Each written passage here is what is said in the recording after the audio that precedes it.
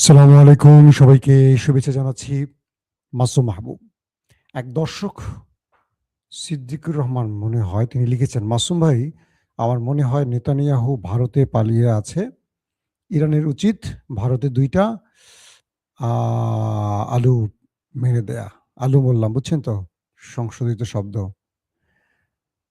আমাকে প্রচুর নক করেছেন আজকে যে, ভাই আপনার নেতা কাকুর খবর কি? আমি বেশ কিছু সাইট আজকে চেক করেছিলাম এই ব্যাপারে যে আসলে নেতা কাকু কেমন আছে একটু জানা খুব জরুরি। আমার এত প্রিয় কাকু, তার জন্য প্রতিদিন দোয়া করি তিনি যেন সহি সালামতে ওপারে চলে যান। ভাই শুনতে পাচ্ছেন সবাই না? বাগদাদ ইরাক থেকে ইউসুফ খান, আপনি সবসময় আমাদের ভিডিও দেখেন ভাই, আপনার জন্য ভালোবাসা, নিরাপদে থাকবেন। কারণ বাগদাদে মার্কিন ঘাঁটিগুলোকে লক্ষ্য করে কিন্তু বারবারই অ্যাটাক হচ্ছে। সর্বোচ্চ সতর্ক থাকবেন। আমাদের একটা ভাই আহত হোক আমরা চাই না। ইতিমধ্যে আমরা ৪-৫ জনকে হারিয়েছি মধ্যপ্রাচ্যে। যারা প্রবাসে থাকেন তাদের জন্য আমাদের ভালোবাসা কি সেটা আসলে বোঝাতে পারবো না। আমাদের রক্তের ভাইদের চেয়েও তারা আমাদের কাছে বেশি প্রিয়। আমি যখন মধ্যপ্রাচ্যে সফরে যাই, আমি খুঁজে, খুঁজে আমার ভাইদের খোঁজ নেই। তাদের সাথে আমি থাকি, তাদের সাথে খাই, তারা রান্না করে খাওয়ায়। তারা আমাদেরকে পেলে বুকে জড়িয়ে রাখে। এই ভালোবাসা আসলে কিভাবে বোঝাবো? বিদায়ের সময় তারা তাদের চোখ দেখি ভেজে আমাদের জন্য। এরকম ভালোবাসা পৃথিবীর কোথাও পাবেন না আপনারা। দর্শক, আমার প্রিয় ভাইদের জন্য অবশ্যই দোয়া করবেন যারা প্রবাসে আছেন। এই দেশকে, অর্থনীতিকে যারা বাঁচিয়ে রেখেছে রেমিটেন্সের মাধ্যমে। তো নেতা কাকুর খবরটা দিয়ে শুরু করি। তারপরও বেশ কিছু খবর আছে। শিরোনাম দেখেছেন, ৫০০ মোসাদ এজেন্ট আটকে ফেলেছে ইরানের পুলিশ। আ আরো অনেকগুলো খবর আছে। আরব আমিরাত তার স্টেটমেন্ট দিয়েছে, একটা বাজে স্টেটমেন্ট, যেটা ইরান আ আ আ আরব আমিরাতের উপর আরো বেশি আলু-পটল মারবে বলে মনে হচ্ছে আজ রাতে। তো আমরা প্রতিদিনই এখন নেতানিয়াহুকে বেঁচে আছেন এটা প্রমাণ করতে দেখছি। যখন ইরানের তাসনিম নিউজ বলেছিল যে ৫ টি কারণে মনে হয় নেতানিয়াহু ওপারে চলে গেছেন। এরপর থেকে নেতানিয়াহু বা ইসরাইল বারবারই চেষ্টা করছেন তিনি বেঁচে আছেন এটা প্রমাণের। কখনো তিনি ভিডিও বার্তা পাঠান, সেখানে দেখা যায় ৬ টা আঙুল। কখনো তিনি কফির মগ নিয়ে কোনো একটি রেস্টুরেন্টে, কফি শপে কফি খান, তার মুখে কফি লেগে থাকে কিন্তু পরক্ষণে দেখা যায় নেই, মোছার আগে চলে গেছে। কখনো তিনি সুন্দরী মেয়েদের সাথে বিভিন্ন জায়গায় বিলাসবসনে যান। প্রশ্ন আসে পেছনে মাস্ক পরা কেন? এই পিকচার কবের? আদৌ সত্য না মিথ্যা? আদৌ তিনি এই ভিডিওটি রিসেন্ট তুলেছেন না আগে তুলেছেন? এরকম নানান প্রশ্ন উঠছে। মার্কিন ২ টো গোয়েন্দা সংস্থার বরাতে ২ টো তথ্য পাওয়া গেছে। একটি মার্কিন গোয়েন্দা সংস্থার বরাতে বলা হয়েছে তিনি তার পরিবার সহ ওপারে চলে গেছেন। আর গতকালকে বা আজকে আরেকটি মার্কিন স্টেটমেন্ট দেখলাম গোয়েন্দাদের। বলছেন যে তিনি বাঁচার জন্য ইরানের মিসাইলের ভয় বা আইআরজিসির ভয়ে ৯০ মিনিট টানা থাকেন তিনি বিমানে। অর্থাৎ তিনি এখন বাংকারেও থাকেন না, মাটিতেও থাকেন না। তার মূল সময়টি মোটামুটি বিমানে কাটে। অর্থাৎ আকাশে ভেসে বেড়ান বাঁচার জন্য। তেল ফুরিয়ে বিমানের করে তিনি এখন বাঁচার জন্য ঘোরেন। আজরাইল যখন আসে তখন বিমান আর মাটি না, আজরাইল সব জায়গায় পৌঁছতে পারে। তো এরকম তথ্য আসছে, আসলে ভিন্ন, ভিন্নভাবে তথ্য আসছে। আবার ইসরায়েলের ভেতর থেকে একটি নিউজ কভারেজ করা হয়েছে, সেখানে পিটিসি একদম লাইভ ভিডিও দেখানো হয়েছে, তার বাড়িটা একদম গুঁড়িয়ে ফেলেছে এবং সেখানে বলা হয়েছে যে নেতানিয়াহু তার পুরো পরিবার নিয়ে সেখানে ছিলেন। এই যে ভিন্ন, ভিন্নভাবে তথ্যগুলো আসছে এবং নেতানিয়াহু কখনো তার হাত দেখাচ্ছেন, এটা করছেন, সেটা করছেন। এগুলো তো আসলে প্রমাণ হচ্ছে কি যে তিনি মানে আসলেই ভালো অবস্থায় নেই। বেঁচে থাকলেও তিনি গুরুতর আহত এমনটা মনে হয়। ইরান বলছে কি, আইআরজিসি কি বলছে? তিনি যদি বেঁচে যান তারপরেও তিনি বেঁচে যাবেন না। তাকে আমরা ওপারে পাঠাবো। No tension.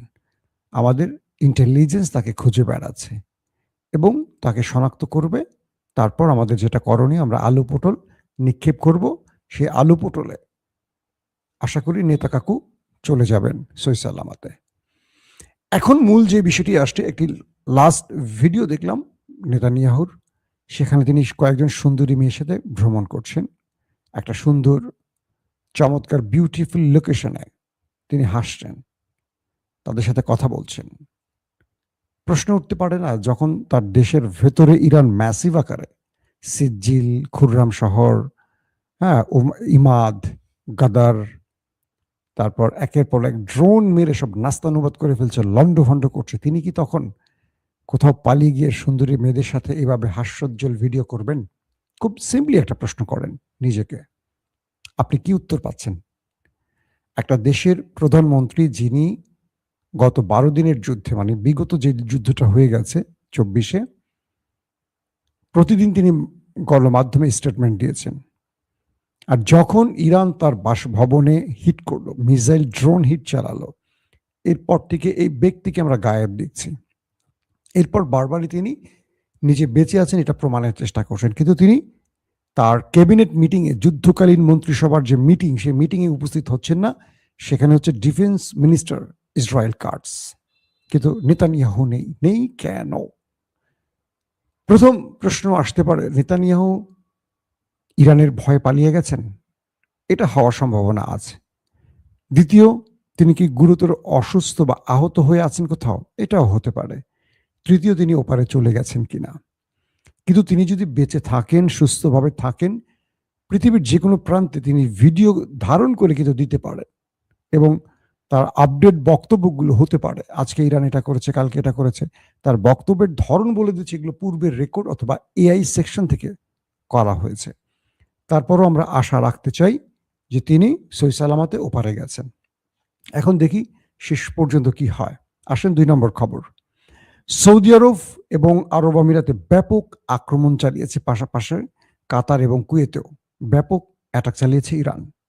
ইরানের পক্ষ থেকে বলা হয়েছে যে ঘাঁটিগুলো থেকে মার্কিনীরা ইরানকে টার্গেট করে হিট করেছে, কেবল সেই টার্গেটগুলোতে তারা আবার হিট করেছে। এবং আরব আমিরাতের একজন মিনিস্টার, সহকারী মিনিস্টার বলবো, আমাদের উপপ্রতিমন্ত্রী থাকেন এরকম মিনিস্টার, বলছেন যে তারা এই ঘটনার জন্য ইসরায়েল নয়, ইরানকে দায়ী করছেন। এবং তাকে যখন সাংবাদিকরা প্রশ্ন করেছেন যে আপনি ইরানকে দায়ী করছেন কেন, হামলা তো শুরু করেছে আমেরিকা এবং ইসরায়েল, তখন তিনি বলছেন কিন্তু আমাদের দেশের মধ্যে আক্রমণ তো ইরানই করছে।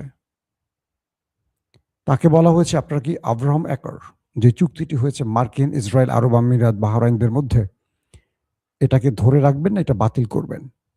তিনি বলছেন এটা বাতিলের প্রশ্নই আসে না, আমরা ইসরায়েলের সাথে আমাদের সম্পর্ককে আরো গাঢ় করতে চাই। কে বলছে? আরব আমিরাতের একজন মিনিস্টার। বুঝতে পারছেন, যে দেশটি মুসলিম দেশ হিসেবে পরিচিত, সেই আরব আমিরাত প্রকাশ্যে নেমেছে নেতাকাকুর দেশের পক্ষে এবং তাদের পক্ষে কথা বলছেন। ইসরায়েল যে এতগুলো শিশুকে মেরেছে, নারীকে মেরেছে, যুদ্ধটা শুরু করেছে, এই জন্য তাদেরকে দোষারোপ না করে বরং যে ইরান মার খেয়ে তাদের সুপ্রিম কমান্ডার হারিয়েছে, সেনা প্রধান, গোয়েন্দা প্রধান সহ বড় বড় জেনারেলদের হারিয়েছে, তাদের শিশুরা স্কুলে 200-র মতো শিশু শহীদ হয়েছে, নারী শহীদ হয়েছে, নিরীহ মানুষ মারা যাচ্ছে, সেটার প্রতিবাদ করছে না আমাদের আরব আমিরাত, দাঁড়াচ্ছে ইসরায়েলের পক্ষে। এই দেশটিকে বলা হয় মধ্যপ্রাচ্যের বিস্ফোরা, অর্থাৎ এই দেশটিকে আপনারা সেকেন্ড ইসরায়েল বলতে পারেন। এবং ইসরায়েল মধ্যপ্রাচ্যে যা কিছু করেছে এর নেপথ্যে MBZ এর এই দেশটি রয়েছে। যদিও মোহাম্মদ বিন সালমান ইসরায়েলকে স্বীকৃতি দেয়নি এবং তিনি এখন পর্যন্ত চেষ্টা চালিয়ে যাচ্ছেন কি করে ইরানকে রাজি খুশি করে যুদ্ধ বন্ধ করা যায়। তিনি কখনো পাকিস্তানকে ব্যবহার করছেন, কখনো চীনকে, কখনো রাশিয়াকে ব্যবহার করে যুদ্ধ বন্ধের চেষ্টা করছেন। এক বাক্যে আমরা বলতে পারি যে সৌদি আরবের ভূমিকাটি এখনো প্রশংসনীয়। আবার আমরা জানি কাতারের সাথে ইরানের সম্পর্ক খুবই ভালো। কাতারের Sheikh Tamim bin Hamad Al থানির সাথে ইরানের সম্পর্ক খুবই ভালো, কিন্তু কাতারের বেস ব্যবহার করে হামলার কারণে কাতারে এবার খুব শক্ত জবাব দিয়েছে ইরান। এতে করে দুই রাষ্ট্রের সম্পর্ক বাহ্যিকভাবে মনে হয় যে খুব খারাপ, কিন্তু ইন্টারনাল ভাবে ভালো। কারণ কাতার যখন আরবরা দখল করতে চেয়েছিল আমেরিকার প্রেসক্রিপশনে, তখন কাতারকে রক্ষা করেছিল দুটো দেশ, একটা তুরস্ক, অন্যটি ইরান। দর্শক, তো আরব আমিরাত এবং বাহরাইন সহ কাতার, কুয়েত সহ কয়েকটি দেশে আবারও ইরান বড়সড় হামলা করেছে। সৌদি আরবে প্রায় 50-এর উপরে, বলা হচ্ছে 50 থেকে 70-এর মতো মিসাইল এবং ড্রোনের হিট করা হয়েছে। তো এই বিষয়গুলো সৌদি সরকার চেষ্টা করছে যে কোনোভাবে নিবৃত করার জন্য। এগুলো ইন্টারসেপ্টেরও চেষ্টা করা হয়েছে, কিন্তু এখন পর্যন্ত ইরানের বিরুদ্ধে সৌদি আরব কোনো স্টেটমেন্ট দেয়নি। দর্শক, ইরানের পররাষ্ট্রমন্ত্রী আব্বাস আরাকচিকে প্রশ্ন করা হয়েছিল যে আপনারা কখন কিভাবে যুদ্ধ বন্ধ করবেন, আপনারা কি আমেরিকার কাছে যুদ্ধ বন্ধের কোনো প্রস্তাব পাঠিয়েছেন কিনা। মিস্টার আব্বাস আরাকচি বলেছেন যে আমেরিকা আমাদের কাছে কয়েকটি দেশের মাধ্যমে একাধিকবার যুদ্ধবিরতির প্রস্তাব পাঠিয়েছে, কিন্তু আমরা রাজি হইনি। আমরা মনে করি ট্রাম্প একজন প্রতারক। তিনি সত্যটি কখনো বলেন না, আবার সত্য পথে হাঁটেন না। একদিকে ওমান, অন্যদিকে পাকিস্তান, অন্যদিকে চীন, রাশিয়ার মাধ্যমে আমাদের কাছে একাধিকবার যুদ্ধবিরতির প্রস্তাব পাঠিয়েছেন। এর আগেও আমরা ওমানের মাধ্যমে আলোচনায় বসেছিলাম, কিন্তু আমাদের আলোচনার মধ্যে এই যুদ্ধটা শুরু করেছিল ডোনাল্ড ট্রাম্প। সো আমরা তার এই প্রস্তাবে রাজি হইনি। আমরা জানি তিনি প্রতারণা করছেন, তিনি সুযোগ মতো আবারও আক্রমণ করবেন। আমাদের যুদ্ধ বন্ধ করতে হলে অনেকগুলো এগ্রিমেন্ট থাকবে, অনেকগুলো সমঝোতার কান্ট্রি থাকবে যারা এই যুদ্ধবিরতির পুরো বিষয়টিকে দেখভাল করবে। একমাত্র আমেরিকা বলবে আমরা থেমে যাব, এমনটি হবে না। এটি হলো আব্বাস আরাকচির বক্তব্য। এবং তিনি বলছেন যে আমরা আর কখনো আমেরিকার সাথে আলোচনায় বসবো না, কারণ আমেরিকা আমাদের সাথে বারবারই প্রতারণা করে। সো আমাদের এই যুদ্ধবিরতির জন্য বসতে হলে এমন কোনো রাষ্ট্র, গ্রান্টার রাষ্ট্রের সাথে বসতে হবে যারা এই বিষয়টির সাথে যত্নশীল হবে, শ্রদ্ধা রাখবে আলোচনার মাধ্যমে। দর্শক, তারপরের যে গুরুত্বপূর্ণ খবরটি আসছে সেটি হলো গ্রিস, জার্মান, স্পেন, ফ্রান্স সহ অনেকগুলো ইউরোপীয় দেশ তারা বলে দিয়েছে স্টেট, আমরা আমেরিকাকে কোনো ঘাঁটি যেমন দেব না, আকাশ দেব না, এবং আমরা আমেরিকার ডাকে হরমুজ প্রণালীতে যাচ্ছি না। তারা ডাইরেক্ট বলে দিল।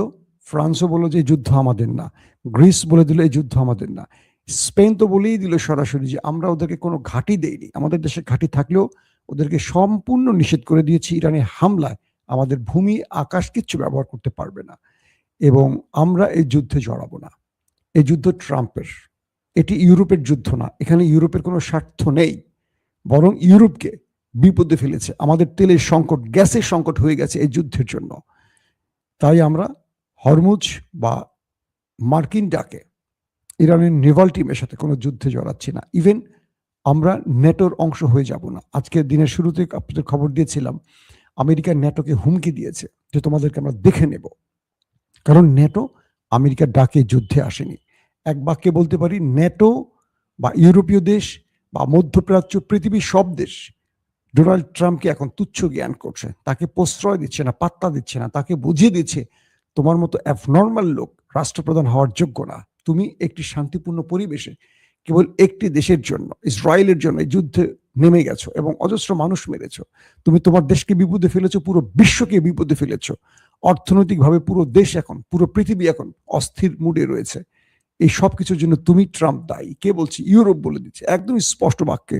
ইউরোপ আর তোয়াক্কা করছে না মার্কিন যুক্তরাষ্ট্রকে। ওয়ার্ল্ড অর্ডার ভেঙে পড়ছে, এই কথাটি বারবার আমি বলছি। এখন আমেরিকা আসলে আর কোনো মিত্র খুঁজে পাচ্ছে না।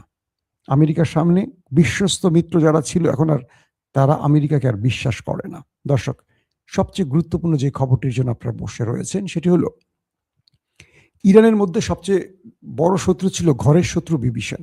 অর্থাৎ এর আগে এবং এবার ইরানের যে হামলাগুলো হয়েছে, ইরানের রাষ্ট্রের বিরুদ্ধে বা ইরানের রাষ্ট্রীয় বাহিনীর বিরুদ্ধে সবচেয়ে বড় শত্রুতা করেছে তার দেশে থাকা ইরানি মোসাদ এজেন্টরা, যাদেরকে বলা হয় বিশ্বাসঘাতক।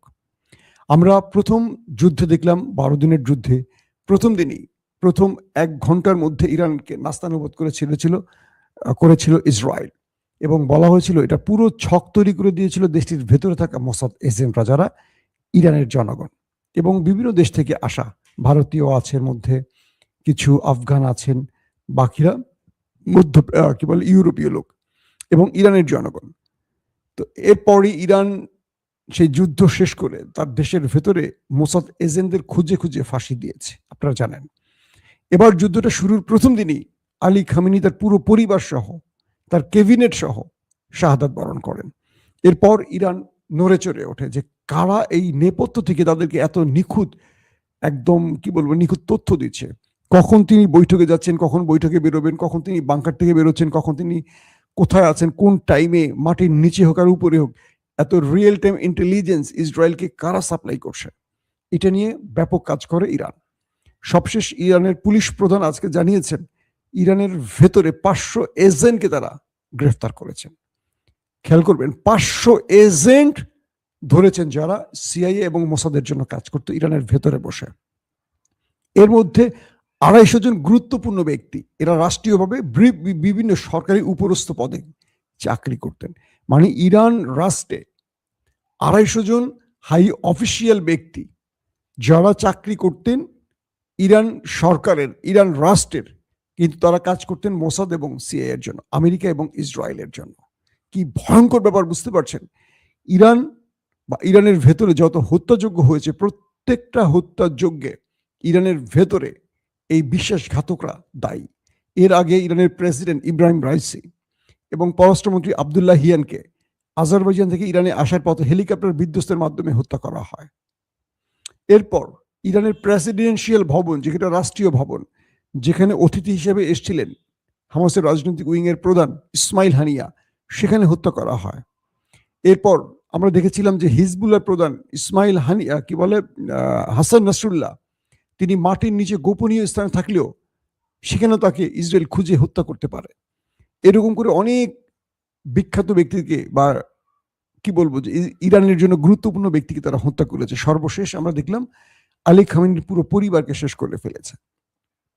এই যে বিশ্বাসঘাতকগুলো, এদেরকে ধরার জন্য ইরানের ভিতরে ইন্টেলিজেন্স গুলো ব্যাপকভাবে কাজ করেছে। সবশেষ 500 জনকে তারা গ্রেফতার করেছে এবং এই 500 জনের মধ্যে 250 জন কি পাওয়া গেছে যারা রাষ্ট্রীয়ভাবে গুরুত্বপূর্ণ পদে চাকরি করতেন। হতে পারে তারা সেনাবাহিনীর, হতে পারে আইআরজিসির, হতে পারে পুলিশের, হতে পারে সরকারি অফিসের খুব গুরুত্বপূর্ণ আমলা। বুঝতে পারছেন, এই গুরুত্বপূর্ণ 250 জন, একজন দুজন না, 250 জন ব্যক্তি তারা সরকারি গুরুত্বপূর্ণ চাকরি করতেন। শেষ পর্যন্ত তাদেরকে ধরা হয়েছে এবং ইরান বলছে যে এভাবে আরো অনেককে শনাক্ত করে তারা কাজ শুরু করেছে। এটি আমেরিকা এবং ইসরায়েলের জন্য অনেক বড় দুঃসংবাদ, কারণ এতদিন ধরে তারা এই এজেন্টদের ব্যবহার করে ইরানের বিরুদ্ধে তাদের ষড়যন্ত্র বা তাদের যে অ্যাটাকগুলো বাস্তবায়ন করতেন।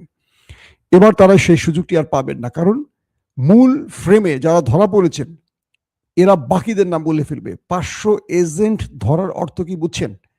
যদি ইরানে আরো 1,500 থাকে, এই 500 জন তাদের নাম ঠিকানা জানে এবং এদের ম্যাক্সিমামেরই পরিবার ইরানে থাকে। তো ইরানের ইন্টেলিজেন্স বা ইরানের পুলিশ এখন তাদেরকে দিয়ে বাকিদের ধরে ফেলবে। আর এতে করে এইটুকু বলা যায় ইরানের মধ্যে এখন আর সেই শত্রুদের এজেন্টগুলো সঠিকভাবে আর কাজ করতে পারবে না। ইরান সরকার এই সময় এসে খুব দুর্দান্তভাবে, কি বলবো, যে তাদের ভেতরে থাকা বিশ্বাসঘাতকদের ধরে রাষ্ট্রের ভিত্তিকে আরো মজবুত করতে পেরেছে। এটি হলো আজকের দিনের সবচেয়ে বড় খবর। দর্শক, সবকিছু মিলে এখন যে অবস্থাটি তৈরি হয়েছে সেটি হলো নেতানিয়াহুর খবর ধোঁয়াশার মধ্যে আছে। ডোনাল্ড ট্রাম্প বারবারই চেষ্টা করছেন একটা সমঝোতার মাধ্যমে বেরিয়ে আসতে। ইরান বেরিয়ে আসতে রাজি না, ইরান শত্রুকে টার্গেট করবে। আজকের সবচেয়ে বড় আরেকটি খবর হলো ইরানের সিজিল সহ আরো কয়েকটি মিসাইল ক্লাস্টার বোমা সহ যে হিট করেছে, এতে নেতাকাকুর দেশের বিভিন্ন দায়িত্বশীল সূত্র দাবি করছে ব্যাপকভাবে দেশটির মধ্যে লণ্ডভণ্ড করেছে এই মিসাইল এবং বলা হচ্ছে তাদের গুরুত্বপূর্ণ সেনা যত রকম ঘাঁটি আছে, বেইজ আছে, তাদের স্টোরেজ আছে, ড্রোন, যুদ্ধ বিমান বা বোমার, এগুলোকে টার্গেট করে ইরান হিট করছে এবং এই ম্যাসিভ হিটে তাদের প্রতিরক্ষা ব্যবস্থা মোটামুটি ভেঙে পড়েছে। নতুন করে ইরান আর 7 দিন টানা যুদ্ধ চালালে তারা আর প্রতিরক্ষা ব্যবস্থার জন্য যে অ্যান্টি মিসাইল এগুলো ব্যবহার করতে পারবে না, কারণ ইরান ড্রোন এবং মিসাইলের যে বৃষ্টি বইয়ে দিয়েছে তাতে করে তাদের যা রসদ ছিল শেষ হয়ে গেছে। আমেরিকা থেকে নতুন করে চাওয়া হয়েছে, আমেরিকা কংগ্রেস বা সিনেটের অনুমতি ছাড়াই ইসরায়েলকে নতুন করে আবার মিসাইল দেওয়ার অনুমোদন দিয়েছে। আবারও ট্রাম্প পড়ে গেছেন মহা এক চাপে। এভাবে আমেরিকা আর ইসরায়েলকে কতদিন বাঁচিয়ে রাখতে পারবে, এটা নিয়েও প্রশ্ন উঠছে, যখন ইরান একের পর এক তার রাষ্ট্রের ভেতরে প্রতিরক্ষা সকল দেয়ালকে ভেঙে চুরমার করে দিয়েছে। তাদের ডেভিড স্লিং শেষ, তাদের আয়রন ডোমের মিসাইল বা ব্যাটারি প্রায় অকেজো, প্যাট্রিয়ট প্রায় অকেজো, থার্ড প্রায় অকেজো, যা ছিল ম্যাক্সিমাম ইরান হিট করে করে নষ্ট করেছে, এখনো কিছু আছে। তো সবকিছু মিলে বলা হচ্ছে যে ইরান যে অ্যাটাকগুলো করছে, এই অ্যাটাকে তাদের যা কিছু আছে বাকিগুলো ধ্বংস হয়ে যাবে আগামী কয়েকদিনের মধ্যে। এই যুদ্ধ ইরান 7 দিন টেনে নিলে ওই ভূখণ্ডটি সবচেয়ে বড় বিপদে পড়ে যাবে। দর্শক, বিদায় নিচ্ছি আজকের মতো। প্রত্যেকে ভালো থাকবেন। আল্লাহ হাফেজ।